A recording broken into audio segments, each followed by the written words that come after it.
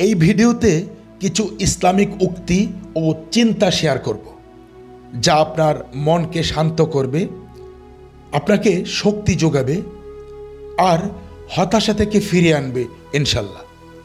চলুন শুরু করা যাক। সাবস্ক্রাইব করুন স্পাইস 24, বাজিয়ে দিন বেল আইকন।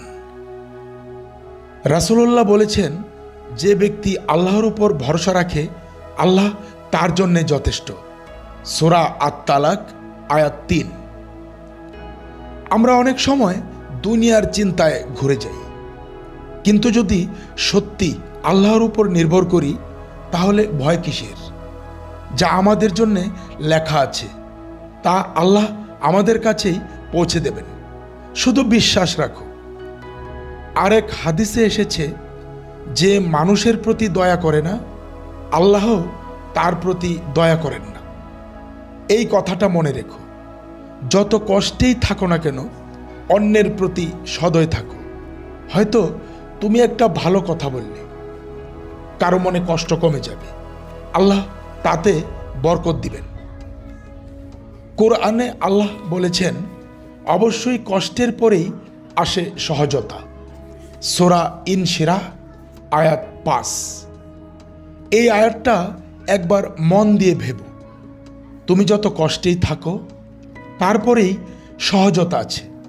হয়তো এখনই তুমি সেটা দেখতে পাচ্ছ না, কিন্তু আল্লাহ জানেন তোমার ধৈর্য কতটা, তাই ধৈর্য ধরো। রাসূল বলেছেন, হাসি হলো এক ধরনের দান। একটা হাসি কারো মন ভালো করতে পারে, কারো দুঃখ কমিয়ে দিতে পারে। তুমি যদি প্রতিদিন একটু হাসি উপহার দাও, সেটা আল্লাহর কাছেও একটা সওয়াবের কাজ। আরেক জায়গায় বলা হয়েছে, তোমরা আল্লাহকে স্মরণ করো, তিনি তোমাদের স্মরণ করবেন। সূরা বাকারা আয়াত 152। তুমি যখন নামাজে দাঁড়াও, তাসবিহ পড়ো, কোরআন পাঠ করো, তখন আল্লাহ তোমাকে দেখছেন, শুনছেন, ভালোবাসছেন। এই ভাবনাটাই মনকে প্রশান্তি দেয়। রাসূল বলেছেন, সবচেয়ে শক্তিশালী মানুষ সেই যে রাগের সময় নিজেকে নিয়ন্ত্রণ করতে পারে।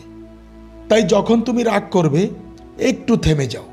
মনে রেখো, আল্লাহ ধৈর্যশীলকে ভালোবাসেন। এই ছোট অভ্যাসটাই তোমার জীবন বদলে দিতে পারে। জীবনে যত কষ্টই আসুক কখনো হতাশ হয়ো না।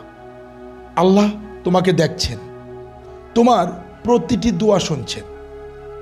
তাই আজ থেকেই সিদ্ধান্ত নাও, আমি আল্লাহর উপর ভরসা রাখব, ভালো কাজ করব আর মন থেকে হাসব। ভিডিওটা ভালো লেগে থাকলে লাইক দিও, সাবস্ক্রাইব করুন স্পাইস 24, বাজিয়ে দিন বেল আইকন।